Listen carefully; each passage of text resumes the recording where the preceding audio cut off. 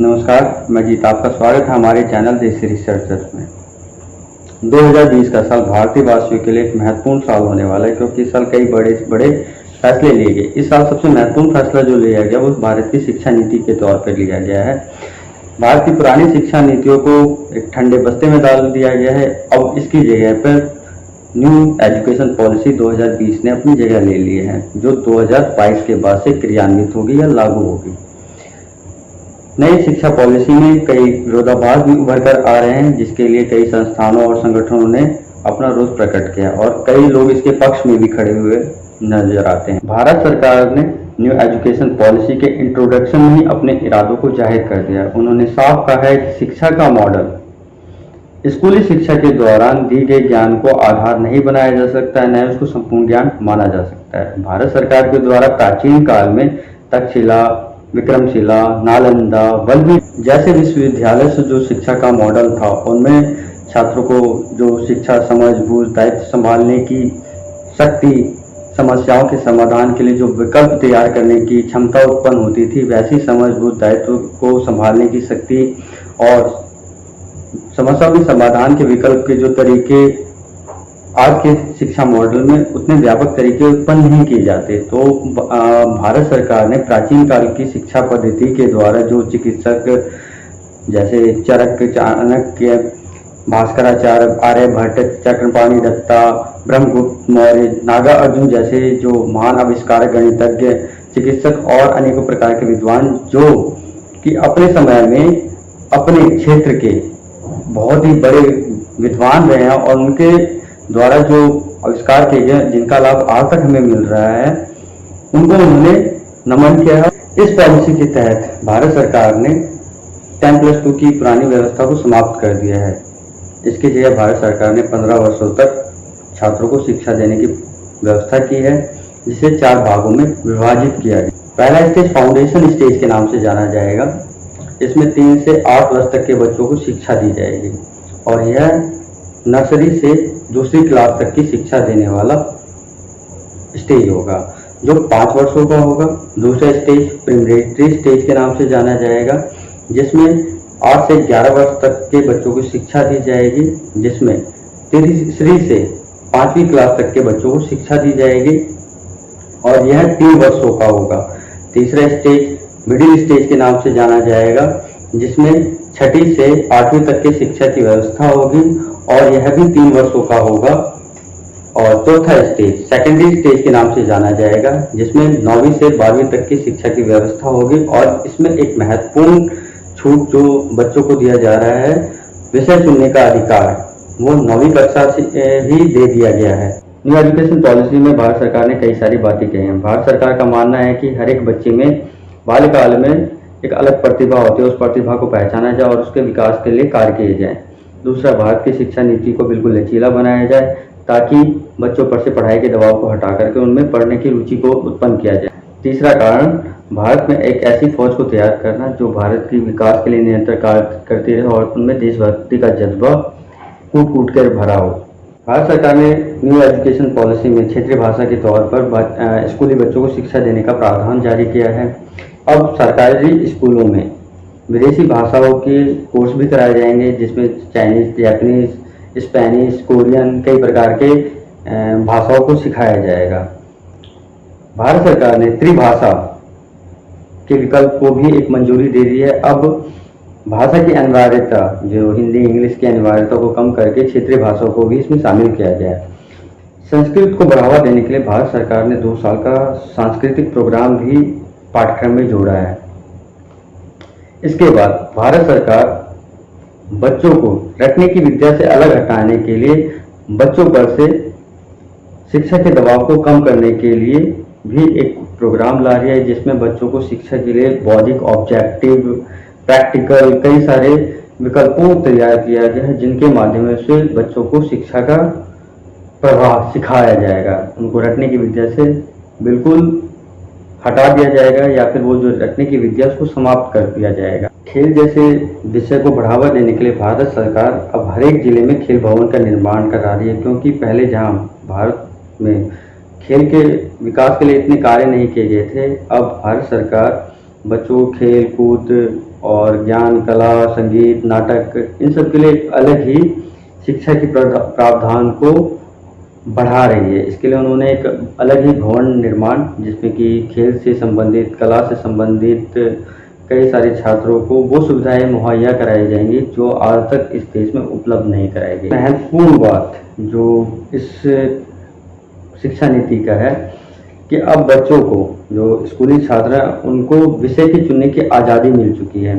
पहले जहां कला, विज्ञान और व्यावसायिक विषय के जो धारा थी, जो कंपलसरी कंपाउंड था, मतलब वो जो विषय चुनने के नहीं थे, आर्ट्स, कॉमर्स, साइंस, उससे छुटकारा मिल गया। अब बच्चों को ये जो बंधन था, इससे मुक्ति मिल गई है। अब बच्चे अपने इच्छा अनुसार, यानी जो उनको जिनमें उनकी रुचि है, जैसे अगर अकाउंट्स में है उसके साथ उनको केमिस्ट्री में है, तो वो दोनों पढ़ सकते हैं, या केमिस्ट्री के साथ सामाजिक विज्ञान पढ़ सकते हैं, हिस्ट्री पढ़ सकते हैं। ऐसी कई सारी जो बंधन थी उनको समाप्त कर दिया गया। अब बच्चों को अपने ऊपर है वो क्या सब्जेक्ट पढ़ना चाहते हैं, क्या नहीं पढ़ना चाहते हैं, उनकी किस में रुचि है, किस में नहीं है। हायर एजुकेशन में भी सरकार ने बहुत बड़े बदलाव किए हैं।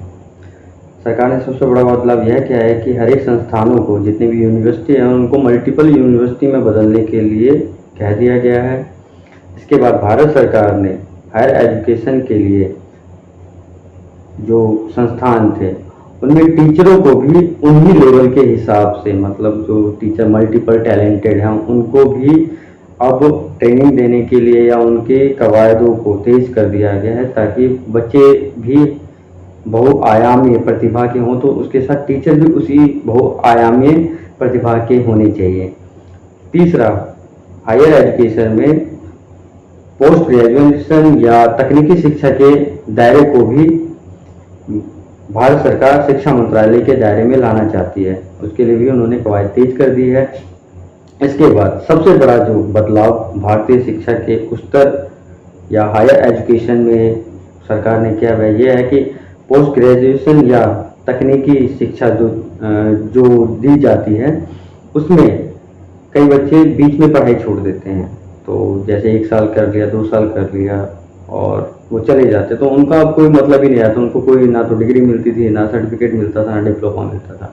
तो गवर्नमेंट का कहना है कि जो बच्चे इस तरह से हैं, जो या छूट जाते हैं, तो उनको अब 1 साल का अगर कोर्स कर लेते तो उनको सर्टिफिकेट दिया जाएगा। अगर 2 साल का कोर्स कर लेते हैं तो उनको डिप्लोमा दिया जाएगा। अगर यही कोर्स 3 या 4 साल का है, मतलब ये कोर्स लगातार 4 सालों का है, तो जो हायर एजुकेशन में जाना चाहते हैं उनको तो डिग्री मिल जाएगी। और इनको जो डिग्री लेकर जाते हैं उनको सबसे बड़ा फायदा ये हुआ है कि अब एमफिल को ख़त्म कर दिया गया है।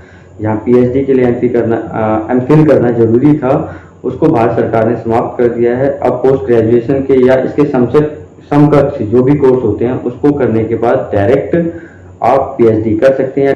भारत सरकार का मानना है अगर बच्चों को शिक्षा देनी है और व्यापक शिक्षा देनी है तो उसके लिए शिक्षक भी बहुआयामी प्रतिभा के होने चाहिए। तो इन्होंने इसके लिए बीएड की जो करने की व्यवस्था है उसको बदल दिया है। अब बीएड 4 साल का होगा और जिसमें कई सारे विषयों को भी इनको सिखाया जाएगा, क्योंकि अगर बच्चे बहु विषय सीखने वाले हैं तो शिक्षक को अगर नहीं आता तो क्या फ़ायदा, उससे कोई फ़ायदा नहीं है इस शिक्षा नीति का। फिर इसके बाद अध्यापक को प्रोत्साहित करने के लिए उनकी कार्य पद्धति के हिसाब से उनको रिवॉर्ड देने की व्यवस्था की है। मतलब जो जैसा टीचर पढ़ाता है उसको वैसे ही पैसे या उनके वेतन भोग को दर्शाया जाएगा, जिससे कि टीचर प्रोत्साहित होंगे और अच्छे तरीके से पढ़ाने के लिए तैयार हो जाएंगे। उसके बाद भारत सरकार ने शिक्षा में बदलाव के लिए शिक्षकों की जो कमी है उसको भी पूरा करने के लिए कहा है इस शिक्षा नीति में। इसके बाद भारत सरकार शिक्षकों को शिक्षा की पद्धति के साथ साथ आंगनबाड़ी कार्यकर्ता, जो नर्सरी से जब बच्चे इसमें चले जाएंगे तो आंगनबाड़ी कार्यकर्ताओं को भी ट्रेनिंग देने की व्यवस्था की है, जो टीचरों के साथ मिलकर के उनके बच्चों के समृद्ध जो उनका भौतिक विकास है, जो उनका दिमागी विकास है, जो उनका शारीरिक विकास है, उसके लिए ट्रेनिंग देने की व्यवस्था को भी इस शिक्षा नीति में जोड़ा है। इसके बाद भारत सरकार ने जो सबसे बड़ा मतलब जो टीचरों के रूप में बदलाव किया है वो ये है कि अब शिक्षण संस्थानों में जो रिटायर्ड टीचर हैं या फिर जो बच्चे पढ़ के जा चुके हैं, जो शिक्षा मित्र के तौर पे काम करना चाहते हैं या बच्चों को पढ़ाना चाहते हैं, तो उनका भी जो सहायता लेने की कवायद है वो इस नीति में अपनाई गई है, ताकि बच्चों को, जो हमारे आने वाली पीढ़ी है, उनको किसी प्रकार के कठिनाइयों का सामना न करना पड़े पढ़ने के लिए। मतलब वो हमेशा रुचि उनकी बनी रहे ताकि वो पढ़ सके और समाज को एक अलग दिशा में ले जा सके। इतना सब होने के बाद भी भारत सरकार का इस शिक्षा नीति पे बड़ा विरोध हो रहा है। कई संस्थाएं ये कह रहे हैं कि इसमें कई सारी कमियां हैं। कई जो संस्थाएं हैं वो इसके कमियों का बहाना लेकर के इसका विरोध कर रही हैं, जैसे कि टीचर की कमी हो जाएगी, इसको लागू करने में बड़ा टाइम लगेगा, ये तो संघ के द्वारा प्रेरित एक शिक्षा नीति है, ये संघ की सोच है जिसे आज हमारे भारत पे थोप दिया गया है। ऐसी कई सारी जो आरोप हैं वो भारत सरकार पर इसको लागू कराने में लगाए जा रहे हैं। पर यह शिक्षा नीति कई मायनों से शिक्षा की पद्धति को बिल्कुल बदल देने वाला है। हो सकता है आने वाले टाइम पे इसमें थोड़ा सा डिले हो जाए, क्योंकि ये महामारी का टाइम चल रहा है, जिसकी वजह से वैसे तो गवर्नमेंट ने 2022 के बाद इसको लागू कराने के लिए बिल्कुल बोल दिया, और 2025 से तो बिल्कुल जो भी कमियां इसको समाप्त करके 2040 तक तो इसका एक पूरा लक्ष्य है कि जो बच्चों की एक ऐसी फौज तैयारी हो जाएगी तब तक जो एक अपने रूप में अलग प्रतिभागी होगी। तो सरकार की इस नीति के लिए उनको बधाई, और जिनको इनमें कमी है वो उनको सुझाव के तौर पर भी कई सारी चीज़ें बता सकते हैं जो भारत सरकार के द्वारा इन पे काम करके इसको कई अच्छे लेवल पे ले जाया जा सकता है। क्योंकि वाकई अगर बच्चों में पढ़ने की रुचि उत्पन्न हो जाएगी तो हमारे को स्कूलों में बच्चों जो रटनी विद्या है, जो क ख ग भी, कई बच्चों को तो बी और डी में फ़र्क नज़र नहीं आता है, कई बच्चे 6 और 9 में फ़र्क नहीं कर पाते, 1 और 11 में फ़र्क नहीं पाते, 21 कोई 12 लिख देते हैं, 12 को 21 लिख देते हैं। ये फ़र्कें जो होती हैं वो कई कठिनाइयाँ बच्चों में आ जाती हैं। कई शब्द नहीं बोल पाते हैं, प्रोनाउंसिएशन सही नहीं कर पाते हैं। वो चीज़ जब ख़त्म हो जाएगी तो हमारा समाज एकदम से अलग और दुनिया में कई रूपों से, बहुआयामी रूपों से समृद्ध हो जाएगा, और विकास की जो पराकाष्ठा प्राचीन भारत में थी या जो तक्षशिला नालंदा विश्वविद्यालय के टाइम पे थी, वही आज की डेट में भी हमारे विश्वविद्यालयों की स्थिति उत्पन्न हो जाएगी। इन्हीं शब्दों के साथ मैं आपसे विदा लेता हूँ। हम मिलेंगे अगले वीडियो में, तब तक के लिए नमस्कार।